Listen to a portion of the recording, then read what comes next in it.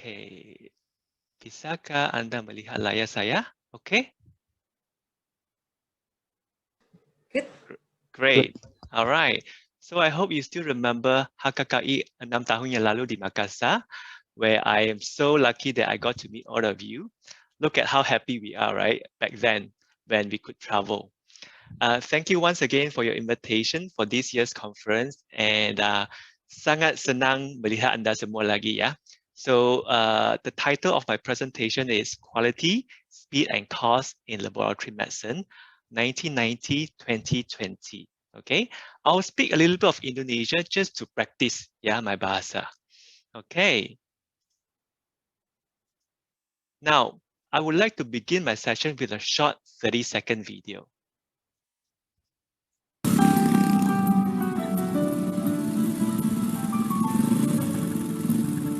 Kamu Milea ya? Iya. Aku Ramal. Nanti kita akan bertemu di kantin. Kamu senang mikirin aku? Senang dan bingung. Bingung gimana cara berhentinya. Kenapa? Maunya deket kamu terus. Kalau deket kan nggak perlu mikirin.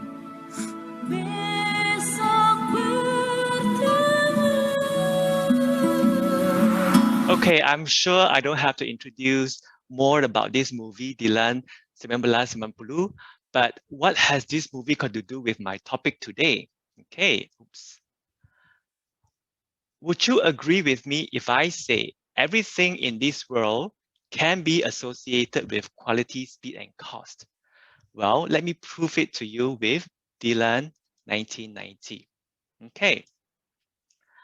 Now, this is there is a part of the movie where it was Milia's birthday. Both Dilan and Nandan prepared a present for Milia.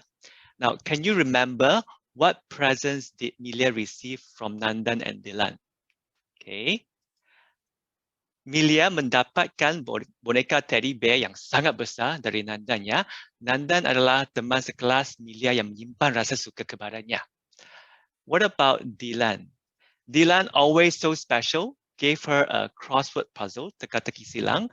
But what's so special about this teka-teki silang, and how is this related to quality, speed, and cost? Let's find out. And of course, on that day, Milia was very happy. She was waiting for that present, right? So Milia sangat menantikan ucapan ulang tahun dari Dilan, ya. Uniknya saat mata pelajaran berlangsung di kelas, Dilan tiba-tiba masuk ke kelas Milia, mengucapkan ulang tahun sambil memberikan satu kado. Okay, so that present is not a very expensive present. It was only a crossword puzzle, teka-teki silang. Namun mampu membuat Milia sangat bahagia karenanya. Okay, so in that book there was a note that says, selamat ulang tahun Milia, ini adalah hadiah untukmu, cuma teka-teki silang, tapi sudah ku isi semua. Aku sayang kamu, aku tidak mau kamu pusing kerana harus mengisinya. Alright, now let's analyze the quality, speed, and cost aspect of this crossword puzzle, this teka-teki silang. Let's start with quality first. Quality in this example is Milia's well-being, her quality of life.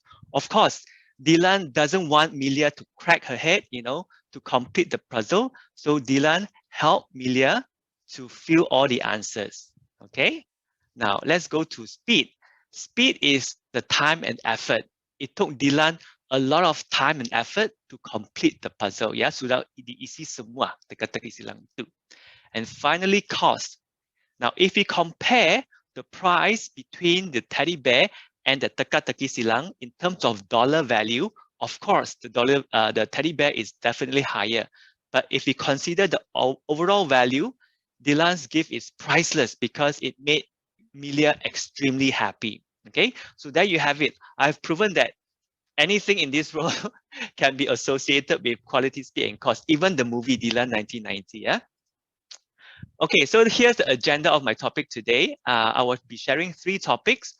The first, I'll be comparing the laboratory practices between 1990 and 2020. Then I'll share how we can measure quality, speed, and cost. Finally, I will share some examples how we can improve quality, speed, and cost performance of a laboratory. So, what were the big events that took place in 1990?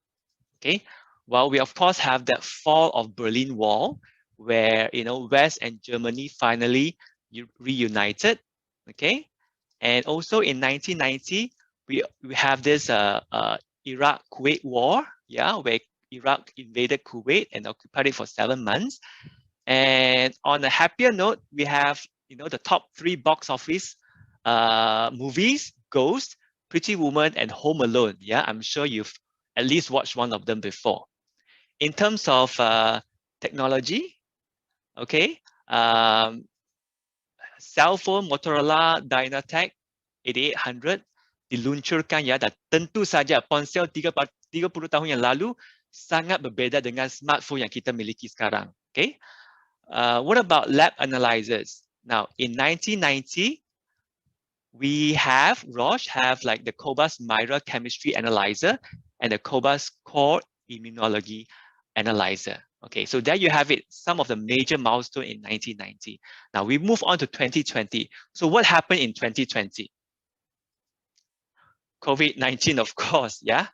So it will be July 2021 soon, and we are still stuck here in COVID 2019 together. Okay, which was, I think we have to make the best out of it. So we have to keep fighting and keep surviving. Okay. And then inside the lab, there has been a lot of progress and improvement in terms of technology in the last 30 years. For example, receiving and archiving samples was like a nightmare in 1990. Yeah, it took us like maybe it could be an hour to find a sample, but now automation has made our lives so much easier. Okay, let's move on to more details by comparing the pre-analytical, analytical, and post-analytical practices in 1990 and 2020. All right, so let's begin with pre-analytical. Now, if you look at the calibration and QC, in 1990, there was a lot of manual preparation in preparing the calibration and QC materials. Remember, 30 years ago, they have a lot of bottles that we have to mix, yeah? So there is a lot of manual input to do the cal and QC. Interpretation of QC results, it was very time consuming. Sometimes you need one full staff to do this calibration and QC, okay? But in 2020, everything it's either semi-automated or fully automated now. Yeah, we can complete the cal and QC within 1 hour. We can have one full staff to do multiple calibration and QC. And in terms of sample identification, 30 years ago, we have to manually write the number, maybe 1, 2, 3, 4, 5, 100 on that sample tube. But now we have barcode label, right? Which have all the important info like patient data, the test or panel ordered, and things like that, okay? And now we also have camera-enabled serum indices where we can catch a hemolyzed sample, enteric sample, lipemic samples, This can be done using camera. But last time, 30 years ago, is all manual, okay? A lot of manual handling of samples, yeah? And because of all of these manual processes, there were a lot of errors back then, okay? So now in terms of analytical phase, also in the past, before you have to run the test, you have to prepare the reagent, yeah? So some of you might have been a medtech 30 years ago. You know that at that time, it is not like a reagent cassette where we just load into the analyzer. Is different. You have to do a lot of mixture. There are many bottles, yeah? So now it's all pre-mixed liquid, it is stable. And now you only have like one cassette per test. Last time it could be like a couple of reagent kit per test, yeah? And in the past, we have separate analyzers for chemistry and immunoserology, yeah? And very low throughput, okay? And sometimes you need more than 2 staff to actually man an instrument. So now we have integrated CC and IM, high throughput, and only 1 staff for a few instruments even. Last time we used to batch, the test, like for example, all infectious diseases, maybe we only do on Wednesday, yeah? And now, we can do almost daily, yeah, depending on the volume. And then in terms of post-analytical, 30 years ago, only senior medtech or even lab managers can verify the test results. But now, with auto verification, auto validation, yeah, we can have medtechs, even junior medtechs can validate the results. Okay, and in terms of like result transmission and sample archiving and retrieval, it is so much easier now with automation, with IT solutions, with informatics. Yeah, so these all help to improve the overall practices in the laboratory medicine. Okay. All right. So let's move on. Mari kita lanjutkan sekarang dengan melihat apakah KPI yang digunakan untuk mengukur ya quality, speed, and cost. Okay, let's look at the common challenges first. Yeah. So in terms of quality, a lot of errors in lab procedures and processes maybe result in inaccurate test result or report.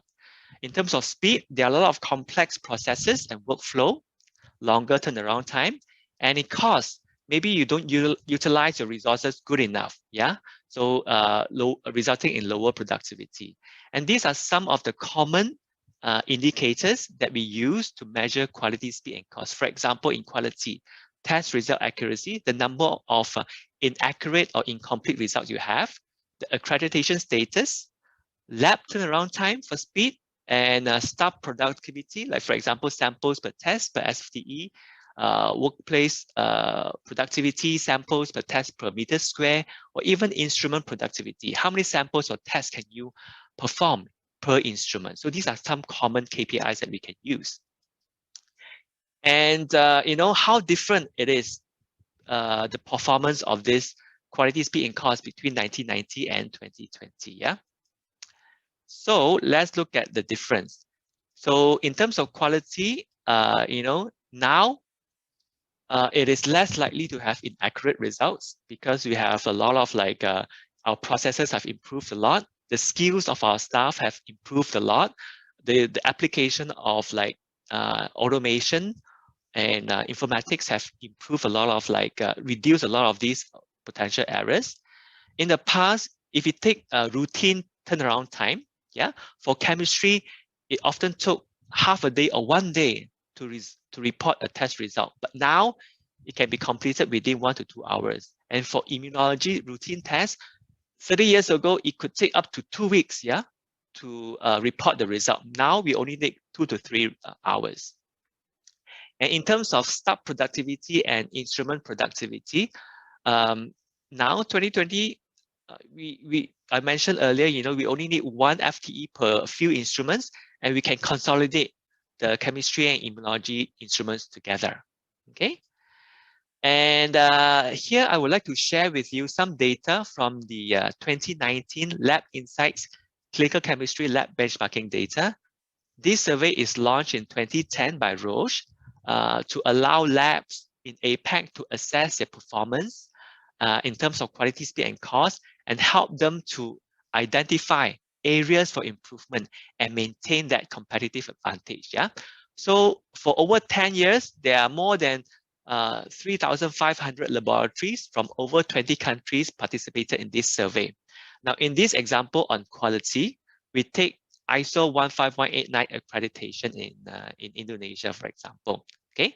So for this, a total of 1,158 chemistry labs answered this question, and we can see that 32% are accredited with this 15189, and another 31% plan to have this accreditation. Okay, so we further divide these 1,158 labs into 2 categories: developed and developing countries. Okay, so we can see that more labs in the developed countries have this 15189 accreditation as compared to developing countries. Now, of course, let's focus in Indonesia.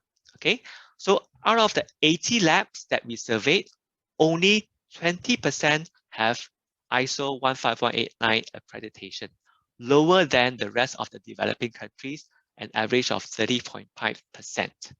Okay, now, tahukah Anda berapa banyak laboratorium di Indonesia yang terakreditasi ISO 15189.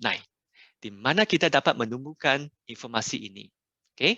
Anda bisa mengunjungi website Komite Akreditasi Nasional.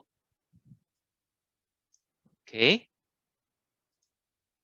Di mana terdapat Directory Laboratorium Medik dengan akreditasi 15189. Okay. Termasuk ruang lingkup akreditasi dan validity masa berlaku akreditasi. Okay. Let's see, are there any labs in Bandung? Ya, Bandung, di mana kisah cinta Dilan dan Milia terjadi. Ya, nomor 7. Laboratorium Klinik Utama Prodea Bandung, di mana akreditasinya berlaku hingga 15 Januari 2023. Skopnya adalah di kimia klinik, urinalisa, pemeriksaan fisis, imunoserologi, hematologi, dan hemostasis. Okay. Di sini kita bisa download sertifikat akreditasinya. Okay. Let's move on to speed. Now, if you look at this graph here, the blue graph is the overall for APAC. Red bar is for Indonesia. The gray bar is for developed countries, and the orange bar is for developing countries. Okay. Now, if you look at the comparison here, we see that 71% of Indonesian labs that participated in this survey indicated that their turnaround time target for stat chemistry is between 31 to 60 minutes. Okay, but for a shorter turnaround time, you can see that Indonesian lab is much lower than the rest of the labs in this survey. Okay, and for immunology, for stat samples, again, for less than 30 minutes TET, okay, only 3% have TET of less than 30 minutes. Okay, so clearly there is some room for improvement for those labs that participated in this survey. Okay, let's move on to cost. Okay, cost. Cost here, we will compare the samples per FTE and tests per FTE. Okay, so if you look at the Indonesian data, there are like 76 labs, yeah. So the median number of samples per FTE is only 12, yeah, meaning that on average, one full-time staff on median, yeah, they only process 12 samples, okay, per hour. All right, and then for this one, for the test, it's about 150 tests per FTE. Okay, so these are some indicators that we can use to measure, to quantify quality, speed, and cost. All right, now we move on to discuss how can medical laboratories improve quality, speed, and cost performance.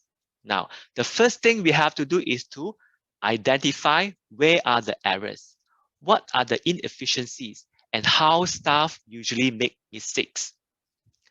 So to help us identify these errors, let's look at these materials. The first one is ISO 22367, reduction of error through risk management and continuous improvement. The second and third are published papers that are related to quality indicators in medical laboratories.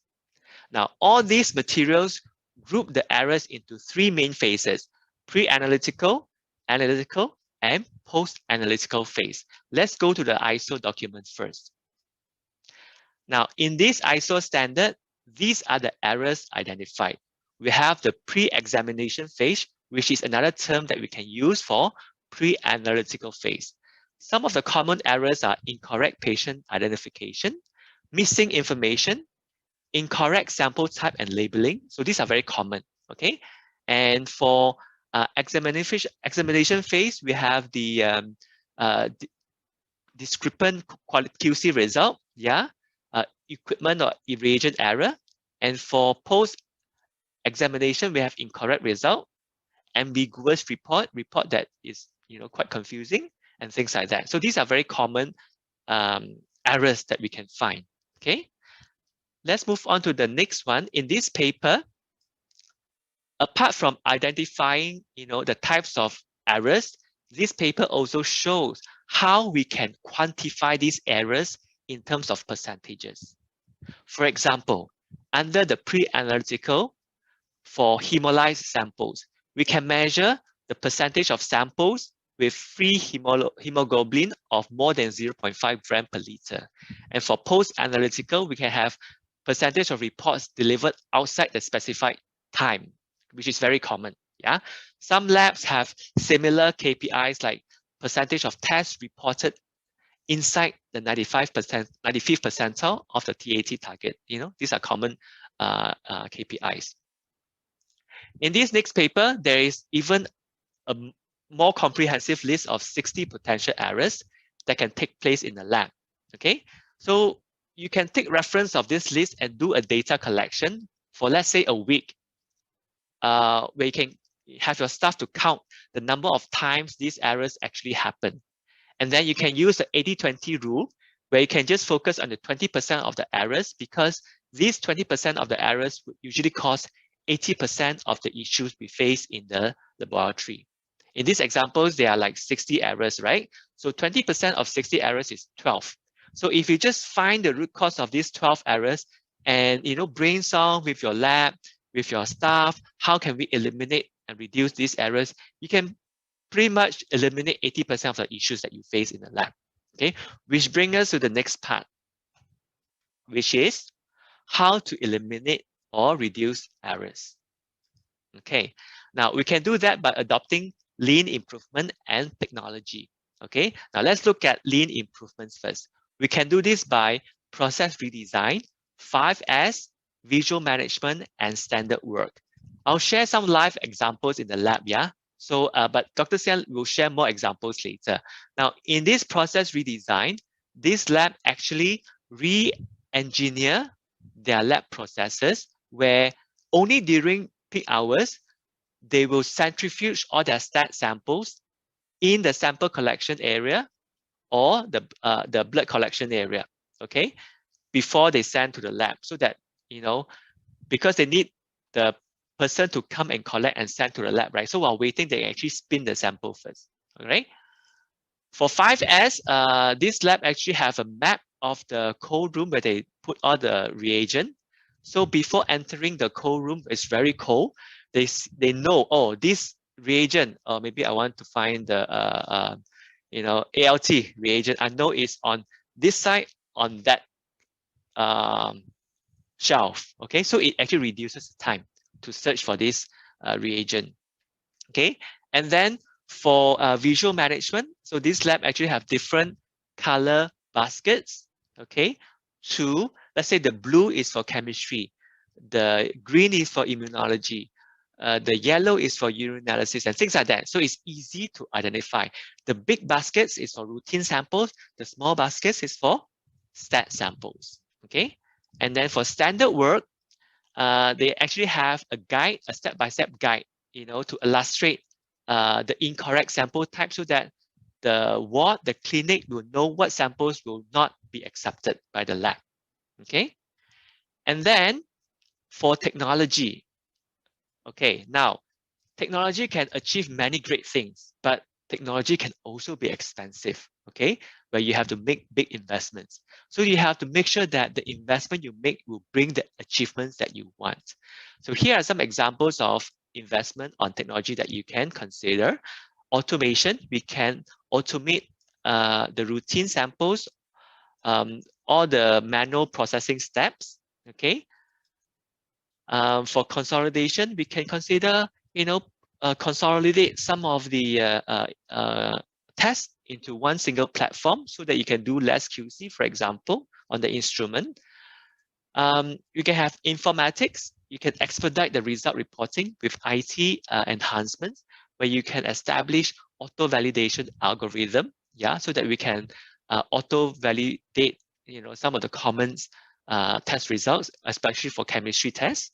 And we can have also artificial intelligence. Some labs already have this artificial intelligence where they have chatbot customer service 24/7, this virtual personal assistant can provide information for our customers anytime, anywhere. All right. So these are some technology of lean and technology improvements that we can improve, or eliminate or reduce potential errors. Okay, so we have talked a lot about quality, speed, and cost, but is it possible to achieve all three, quality, speed, and cost? Or is it possible to achieve a balance?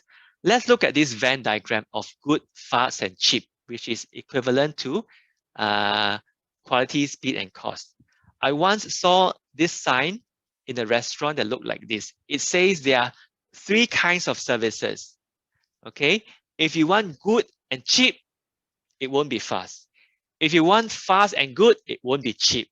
And if you want cheap and fast, it won't be good. Okay, so I would say that hampir tidak mungkin, tidak mungkin kita memiliki yang terbaik dari semua dunia. Okay, kita harus menemukan keseimbangan yang terbaik untuk quality, speed, and cost. All right.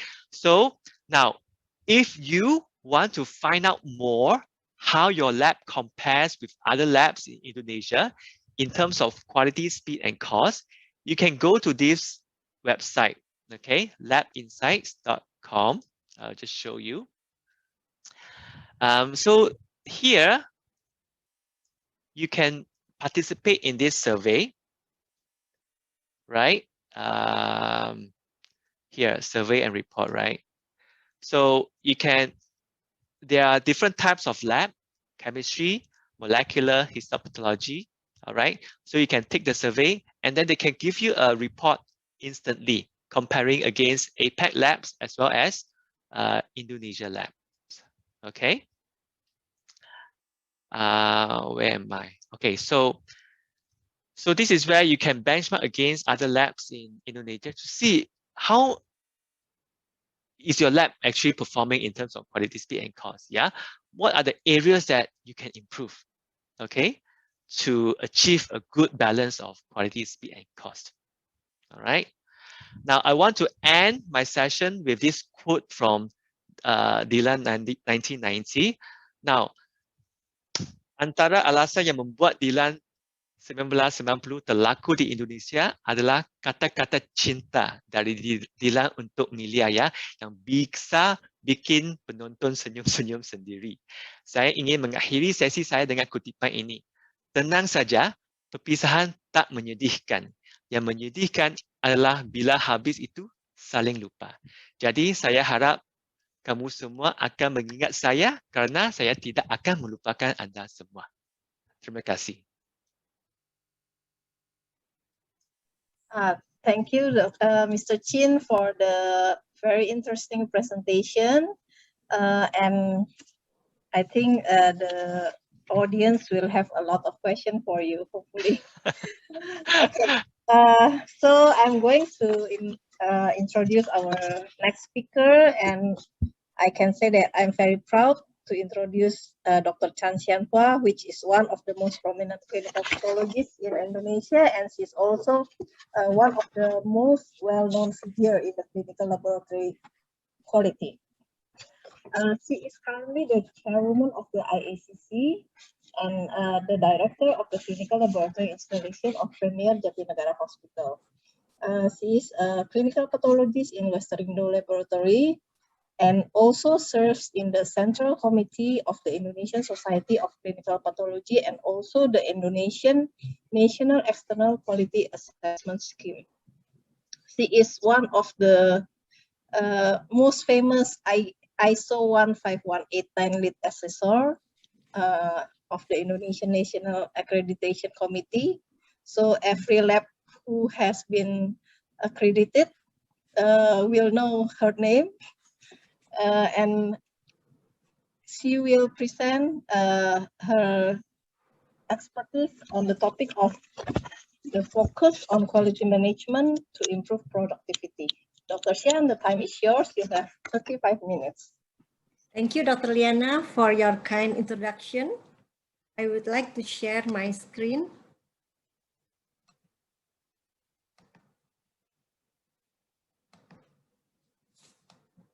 Is it clear?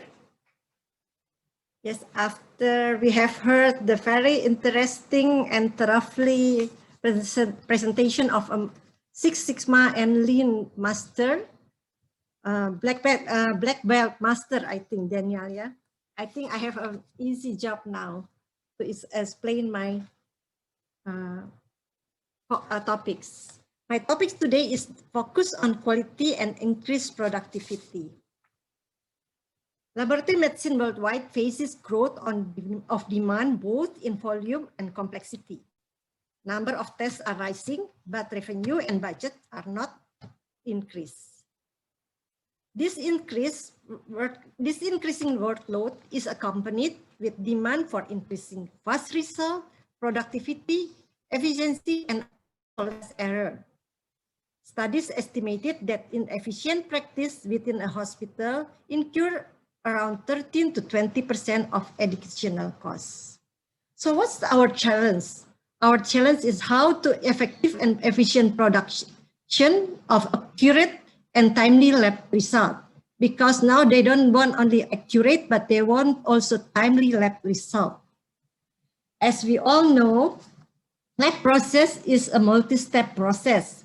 Many are still manually performed, which are prone to error and time taking.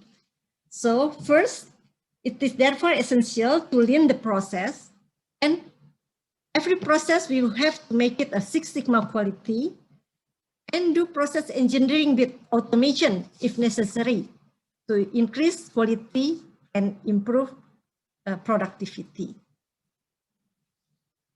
What is lean process and management? I think Daniel has already tell us in a simple way how to do lean management.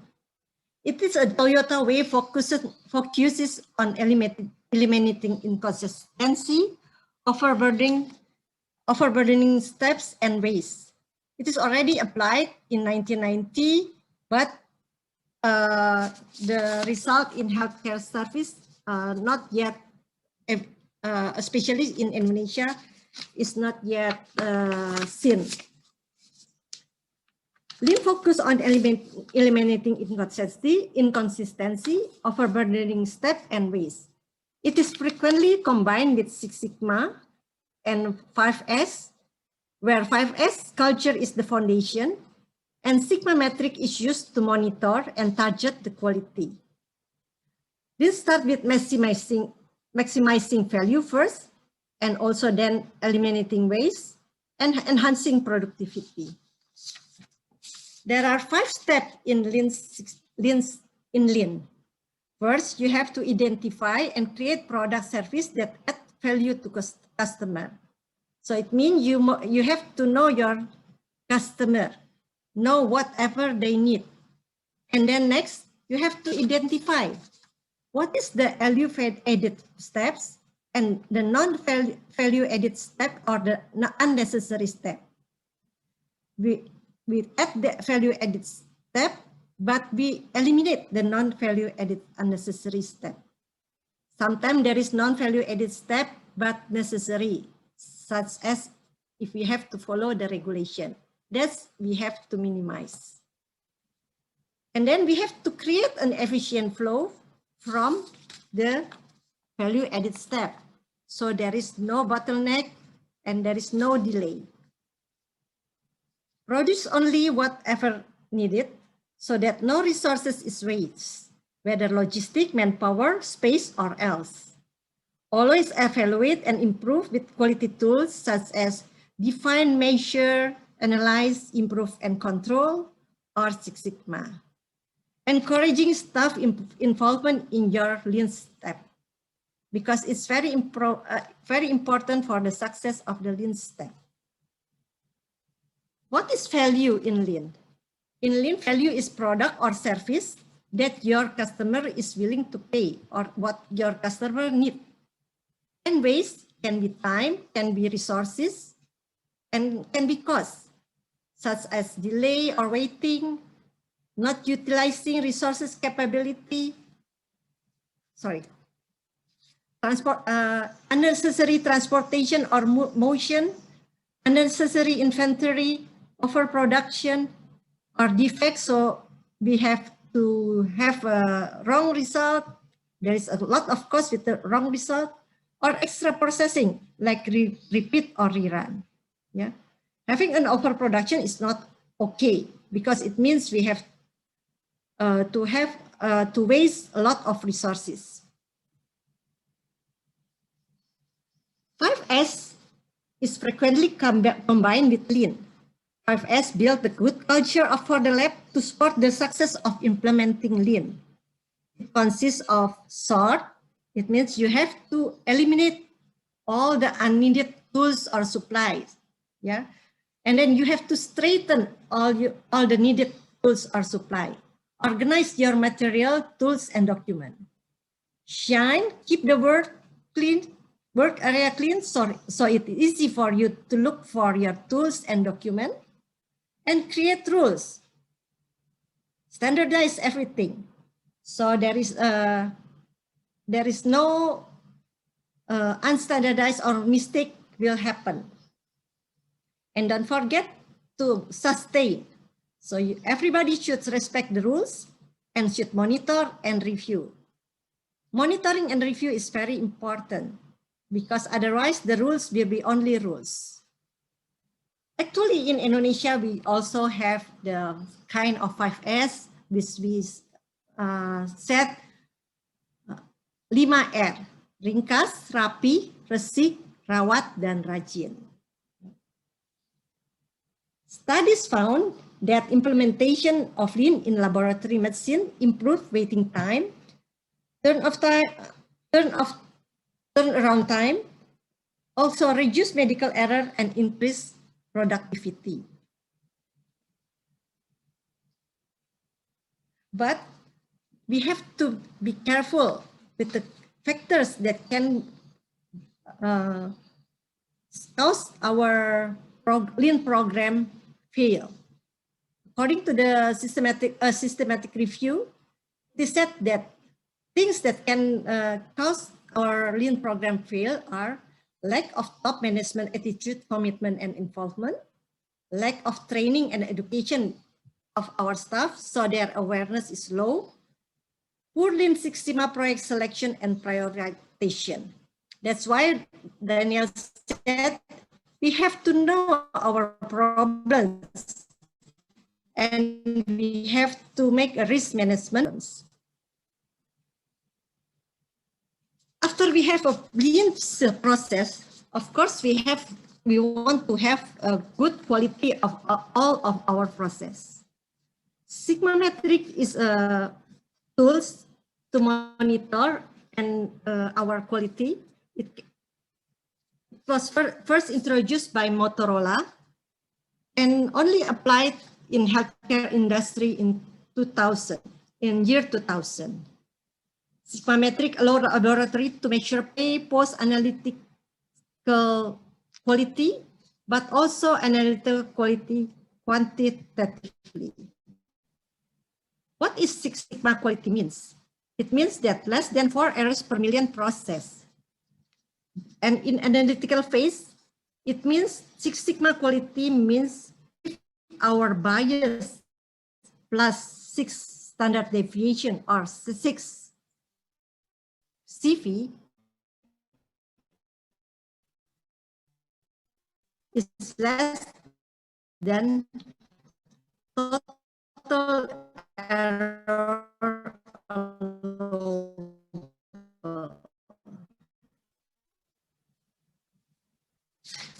for Sigma.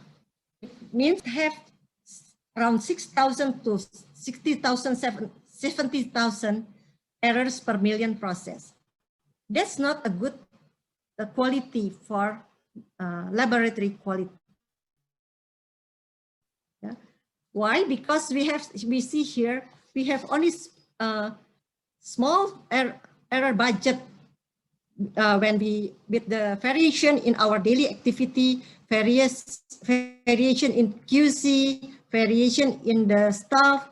There might be some the quality might become more than the budget of the total error allowable. But if we have low bias and CV, like in the Six Sigma quality, we have more space that even if there is differentiation or variation in our daily quality or daily work, then we still don't overcome this budget. But our challenge is not all labs do the right internal quality control right. And many labs still use kit insert range and 1 to SD rule. Not all labs participate in external quality assurance, and very few labs know its performance. So sometimes it's very difficult for a lab to calculate their sigma, especially in the analytical phase sigma. But that's a challenge for us. By calculating sigma, besides knowing its performance, lab can also plan their IQC effectively. With high sigma, lab can use single rules with high error detection and low false rejection. You can see here, if we have 6 sigma, then even with only 1,3S rule, we will have a 90% error detection and very low false rejection. It can avoid using, lab can avoid using 1 to SD single rule without increased false rejection and waste of, which will increase false rejection and waste of time and human resource.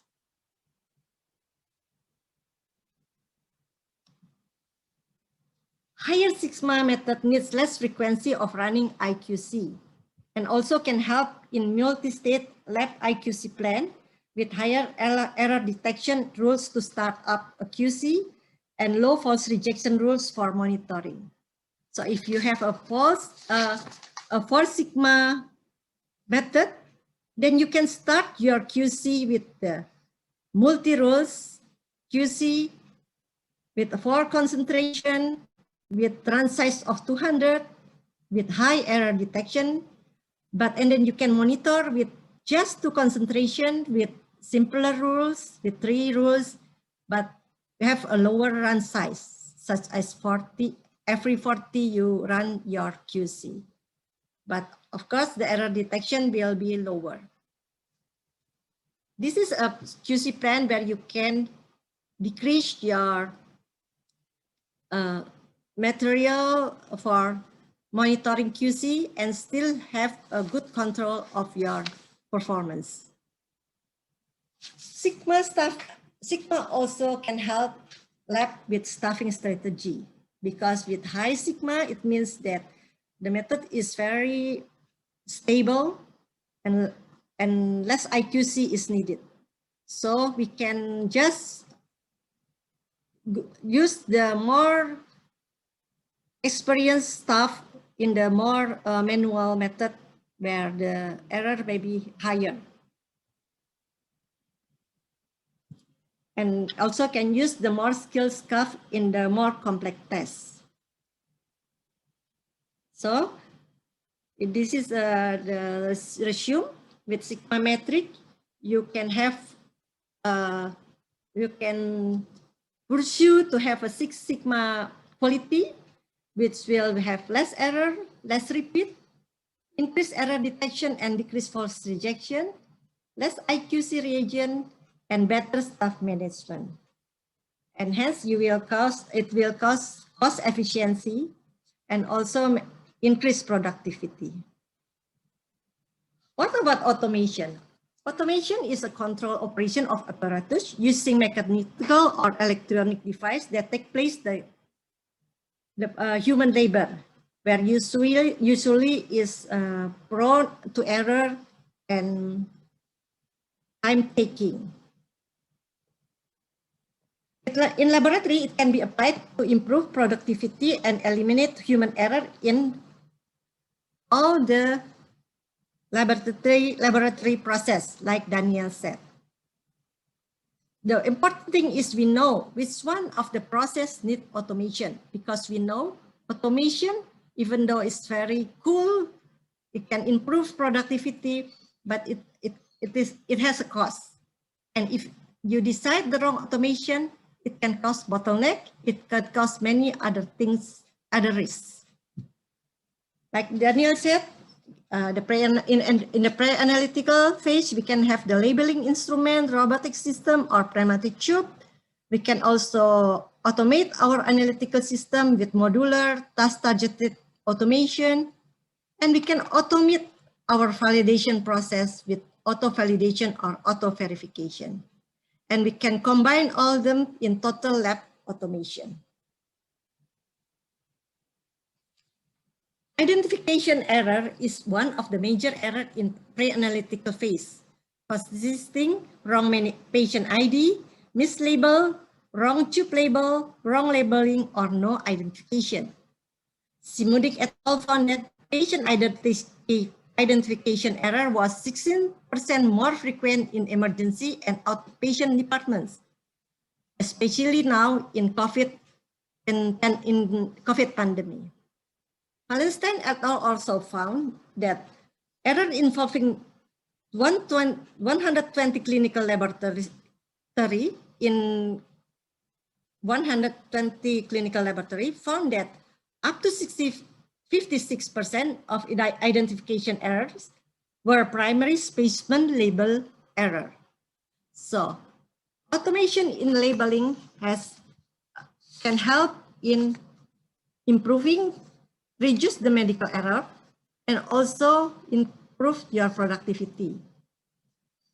And the staff can also more focus on phlebotomy, so less phlebotomy complication can occur. It can cut your turnaround time because the waiting time and the process may be more efficient. But lab employing automation in labeling also have to follow the guidelines like the in CLSI guideline or in the AFLM working group recommendation for best practice in patient and sample identification.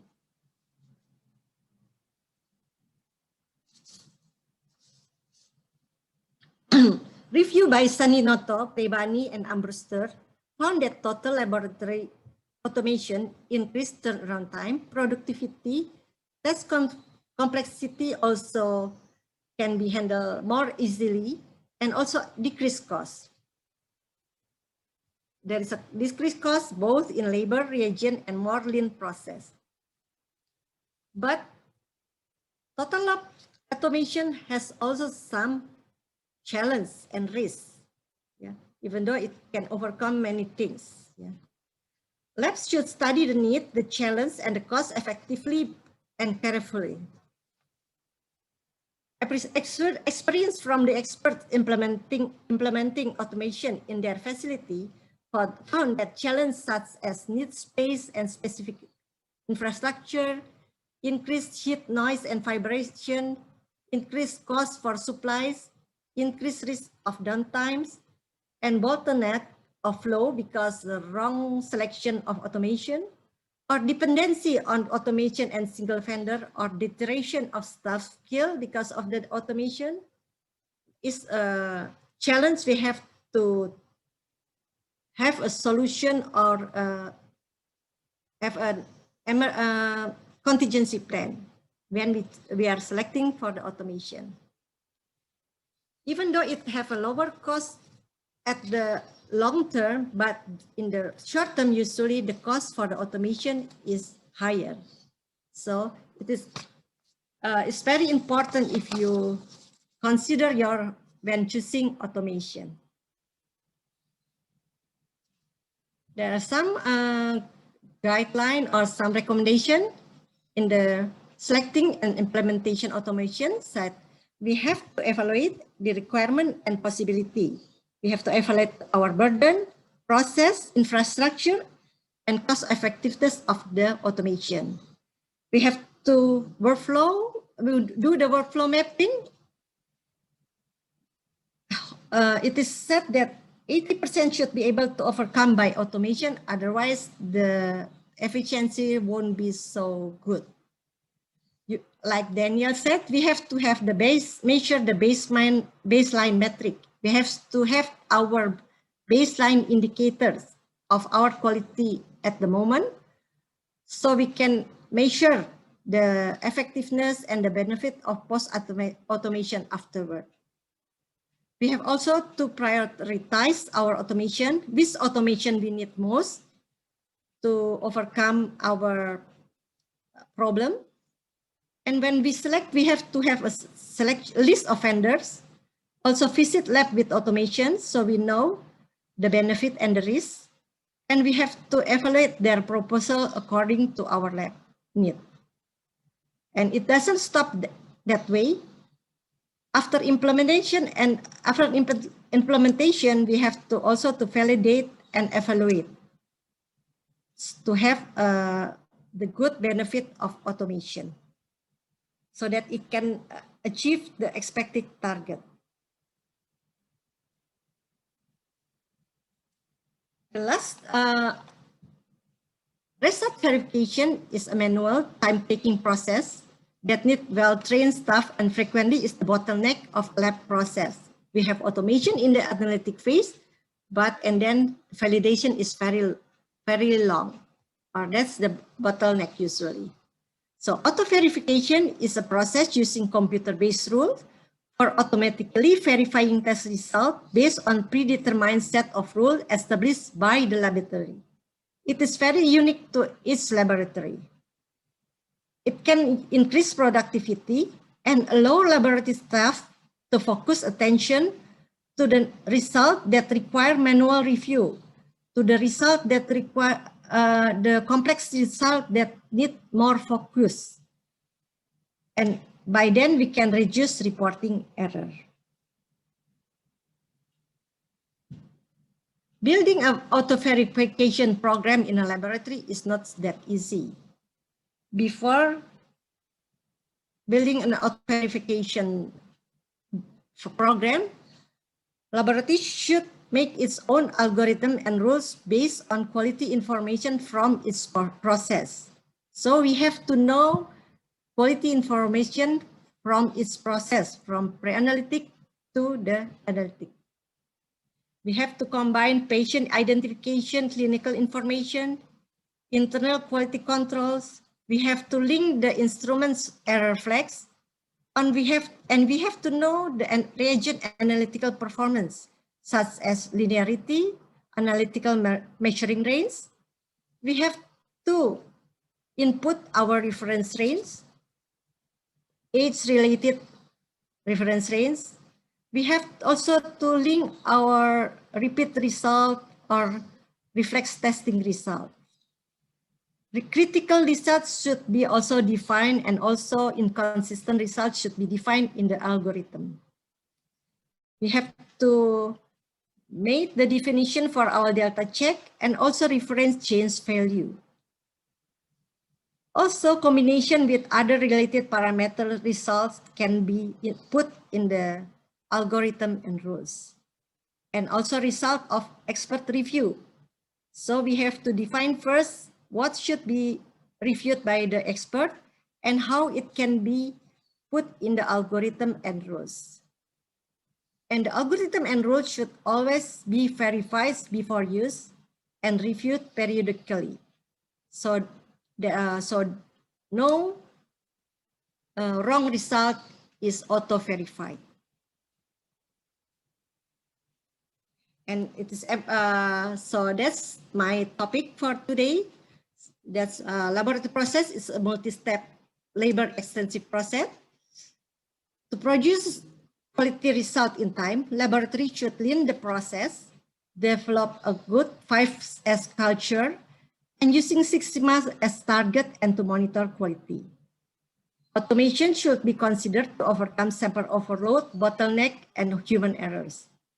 But prioritization and continuous monitoring are essential to get the expected result. Thank you. That's from Romy. I hope this is beneficial for everybody. Okay, thank you, Dr. Sian, for the timely presentation. I think we have about 30 minutes for discussion. Okay. Stop share first. Oh, sorry. Yeah. Is there any question from the audience? And while waiting, I think I want to ask both of our experts' opinion for labs with budget constraints or small size labs. Do you have any recommendation on how to improve quality and speed? Like Mr. Chin said earlier that we have to find the best balance for quality, speed, and cost. But what if our lab is so small that we cannot afford automation?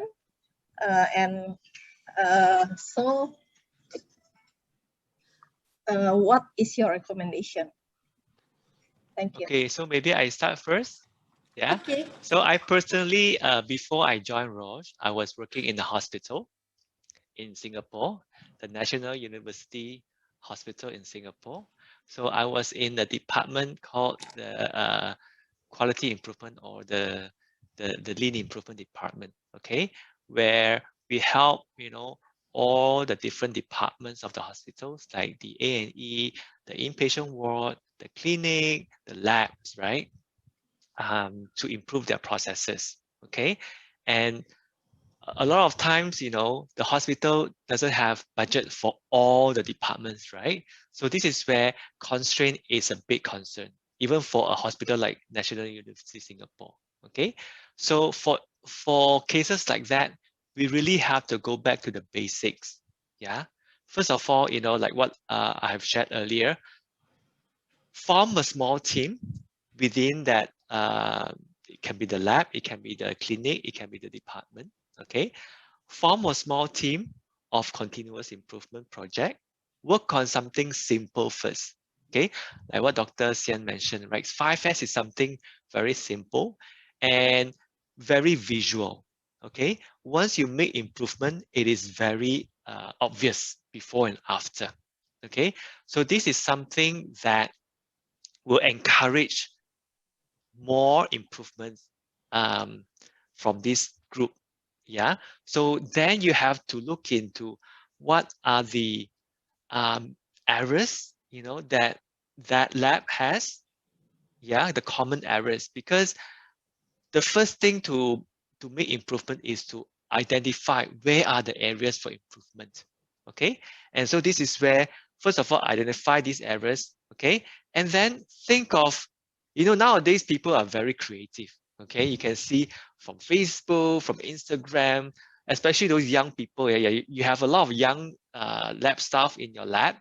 They are very creative. They can think of many creative ideas on how to work on something that is different from the past, but yet bring improvement.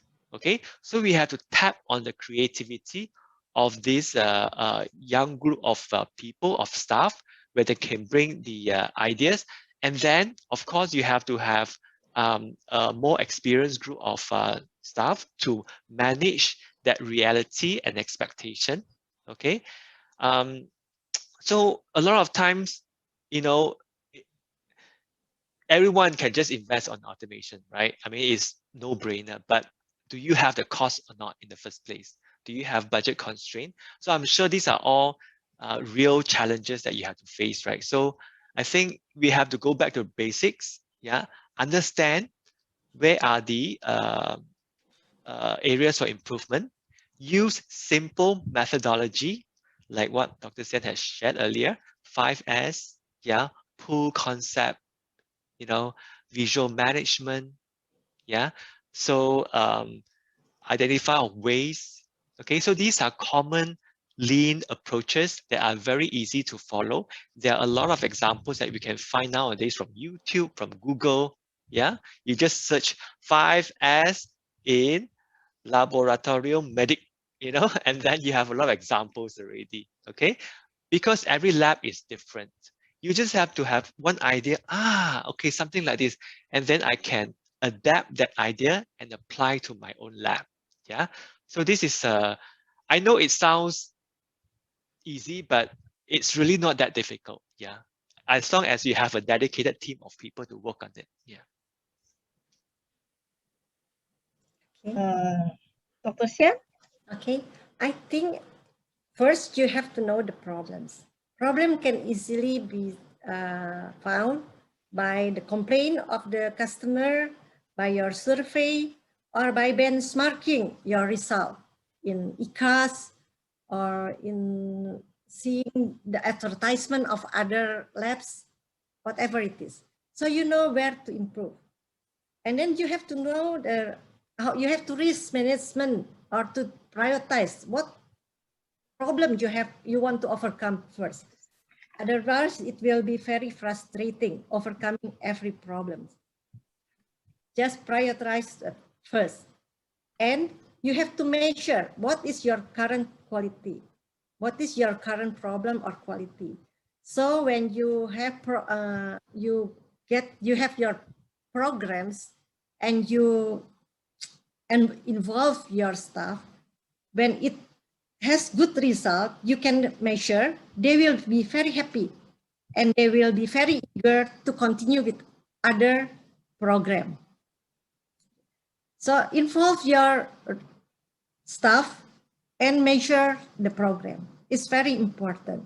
Otherwise, they won't see the use of it. They won't see what's the need wasting my time. Yeah. And also automation is not the solution of everything. Without a good culture, without a lean process, automation will be a big problem, increasing more cost, increasing the runtime maybe. Because if you don't have good process, you don't know when it's stuck, you don't know what to do. Then it will be a big problem. Everything should be based on a good plan. Everything should be prioritized and everything should be monitored and reviewed. Because one program, I don't think is a good program. It should be monitored and reviewed because people make mistake. Our program might not work according to our plan. That's what I have in experience during my work in the lab. I think internal audit can also help. Yeah, yes. Internal audit to because when you have an auditor to go through the processes of the lab, it will actually be a way where you can identify the problems. Yeah, it's very easy. You can just download or purchase, ISO standard 15189 standards or the 22367 risk management standards. Look at the requirements. Look at the clauses inside. Okay, that will actually help you to identify what are the problems, and you understand your lab the most, right? So you know which problem happen frequently in your lab, which problem don't really happen in your lab. So this is where you can prioritize your problems. And then of course you have to substantiate your priority with some data. So this is where you can collect, can do some study to identify the frequency of a certain problem that happened in your lab, right? Or you can try to attempt to go for the 15189 accreditation, where if Dr. Sian is the one who is doing the audit, right, you can actually ask them for opinion, or you can even, if you are a hospital lab, you can visit other hospital labs as well, yeah, to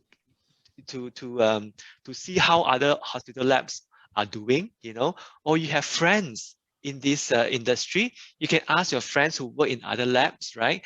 What are the common problems that they face? What are the things that they do to solve these problems? Yeah.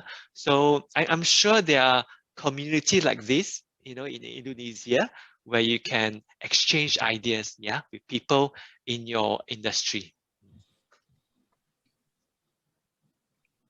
I think what Dr. Daniel said is correct, because by participating in external accreditation, it means you will have a view from an independent and objective view from somebody else.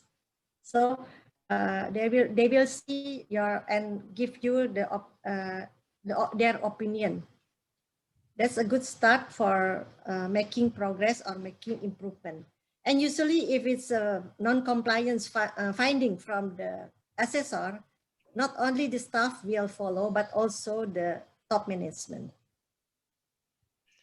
Yeah. You can also ask opinions from your vendor. Yeah, it doesn't have to be Roche. It can be Abbott, it can be Siemens, it can be Beckman. You know, it can be anyone. You know, because they also have customers, right? So you can ask them also. Yeah. Okay, I think the next question that I want to ask is about auto verification. So in Dr. Sian's slide, you recommend that rules reviewed periodically. And do you have any recommendation of on the frequency of this periodical review for the rules?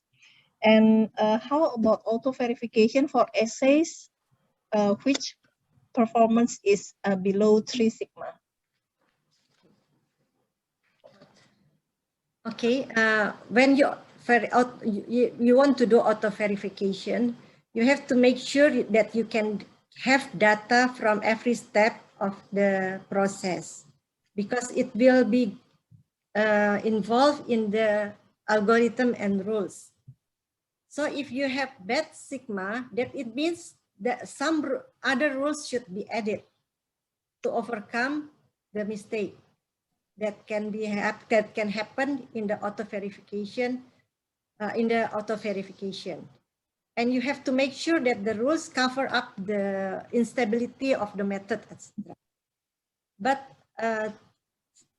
if, in my opinion, first start with the simple rule, with a good quality rule, and make a simple rule, especially if your clients is mostly medical checkup clients, etc.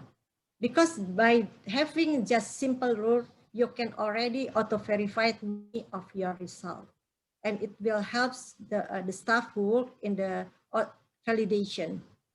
And then you start progressing one by one, because if you want to make complete and perfect rules, it's not easy. You have to improve and improve and improve.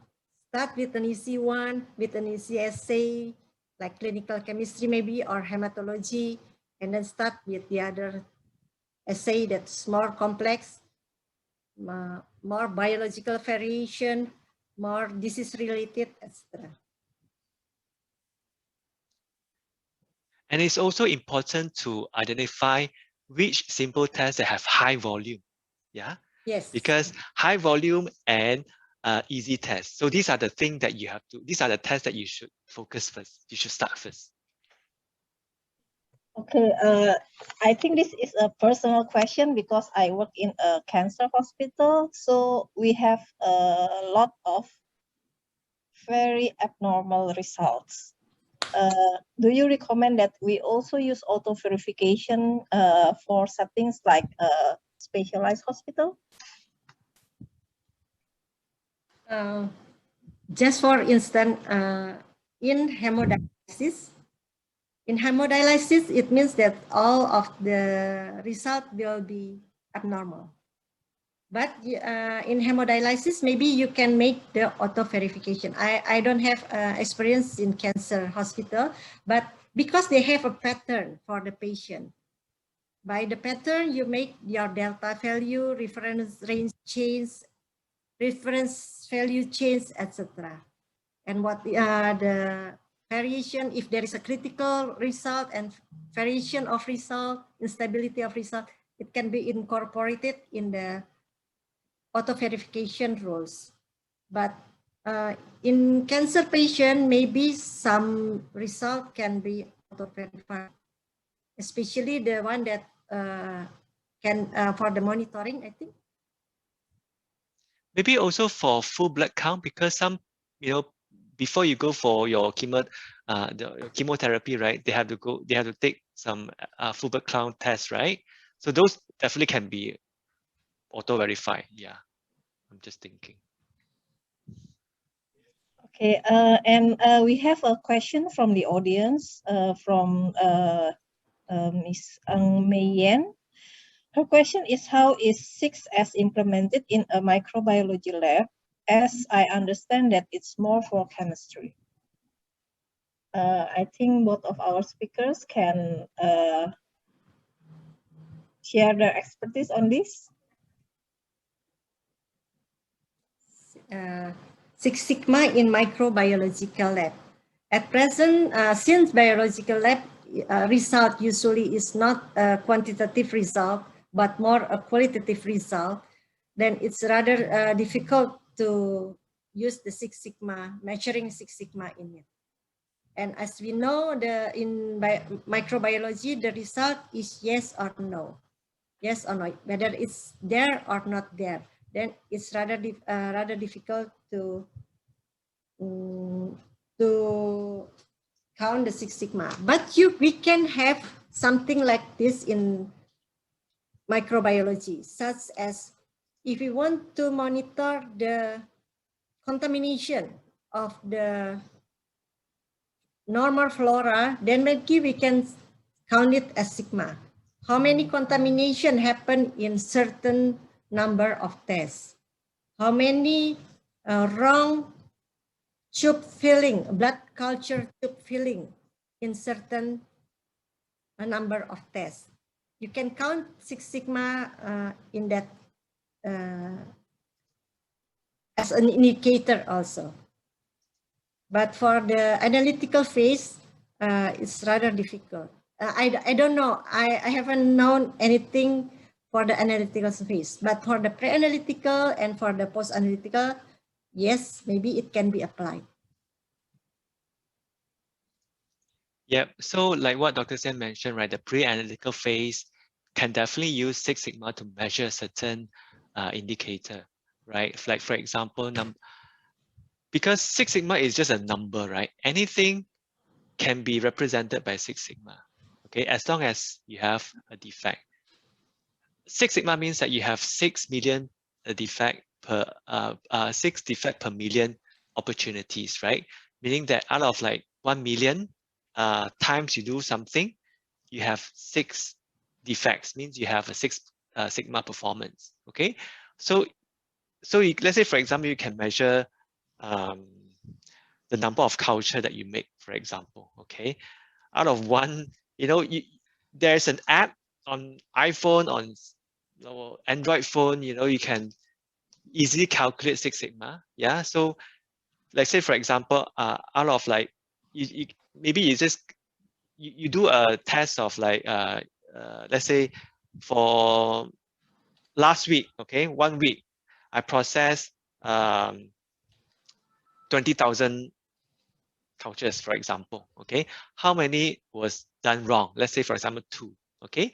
So you just key in the app, then you can get a Sigma value, okay? So Sigma value is not everything. It's just a number for you to compare certain results, okay? But I think the more important thing is how can you make the number good, okay? How do you can achieve Six Sigma? Six Sigma is very, very difficult to achieve, by the way. But the number is not that important. What is more important is how you can improve on that number. Yeah. The more important is the progress and how to achieve that, right? Yes, yes. Yeah. Yes. Okay, I think maybe we only have 9 minutes left. I want to ask another question. My first question is the balance between quality, speed, and cost for labs with budget constraints. But how about other setting, which is a big hospital, maybe with 500 beds, and satellite labs? Do you have any recommendation on how to improve the quality and cost for this setting? So even for big labs or big hospitals, right? even though it's a healthcare company or healthcare institution, you still have to be profitable, right? In order to run your operations. Okay, so this is where they will have a lot of financial analysis. Say, for example, you invest 1 million or 10 million rupiah on the automation, for example. How long can you, out of this 10 million rupiah that you invest, right? By which year you can start generating, return from this investment. So these are calculations that you have to first do before you do make this investment. Okay, and whether or not this improvement, this automation will improve your reputation, will improve the image, of being a good hospital. That is something that you also have to consider, right? And because good results is one thing, fast result is one thing, but how will this good performance help you to achieve greater vision of that particular lab or hospital? Yeah, because each hospital, each lab, they have different vision. Yeah, let's say, for example, maybe for this cancer center, for example, yeah, they want to be the the center of excellence, in terms of like cancer, for example, yeah. So of course, then they have to invest a lot on the technology, on maybe tissue diagnostics, yeah, because there is a gold standards of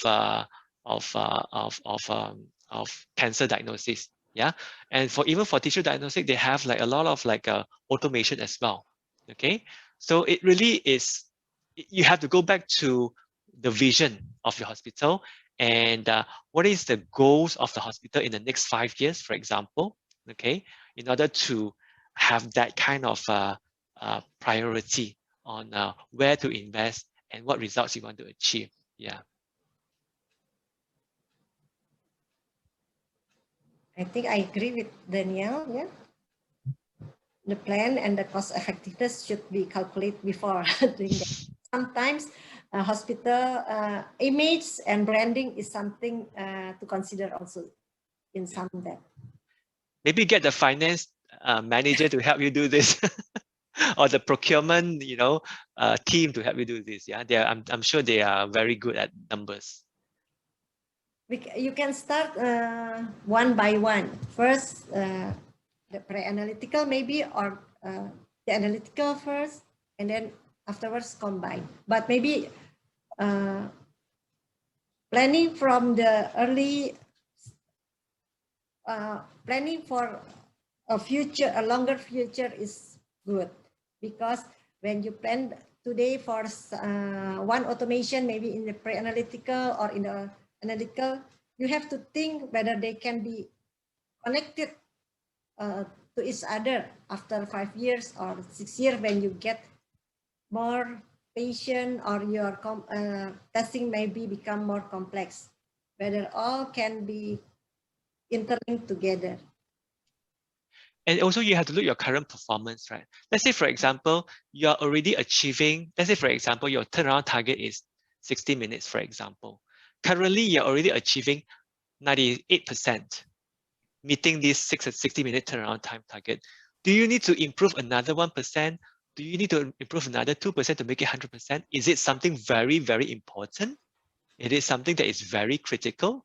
Or would you rather spend on that investment on improving maybe the experience of your customers during blood collection and things like that? Yeah. So you really have to look at the existing performance of your lab. Yeah. Because if you're already doing very good, maybe the investment better be used on other things. Maybe, for example, you can foresee that, wow, it's getting more and more difficult to employ staff to work in the lab. You see that there's a trend that people don't want to work in the lab anymore. They want to be Instagram influencer, for example, So then you might have to consider automation, because automation will help you reduce the number of staff in your lab. But if you're in a country where, hiring people is not it's not a problem, it is still not that expensive to hire staff, then maybe you don't need to, invest so much on automation. It really depends on the situation. Yeah. Okay, thank you. And I think we still have time for one more question. If Dr. Sian mentioned in your presentation that there's bottleneck is one of the downside of automation. Can you elaborate more on this? Okay. Sometimes we choose a test targeted automation, like we do the automation in the analytical phase, and then we don't automate or we don't solve our problem in the post-analytic, the validation. It can be a bottleneck there. Or sometimes in the automation, when we don't plan well for the centrifugation, etc., it can be also bottleneck because there will be a waiting in the automation itself. How we reroute the one that doesn't need the centrifugation, how we reroute the one that need referral, doesn't need, etc. It should be planned very well. So this is where you actually have to work with your vendor to do simulation, especially during peak hours. Like for example, peak hours, what is the maximum number of samples that you usually receive? Yeah, and then they will actually help you to simulate whether or not during these peak hours, maybe you need 2 modules of centrifuge, for example. Yeah, so these are things that you have to work very closely with your vendor to make this simulation, to calculate and to plan properly, like what Dr. Sian mentioned.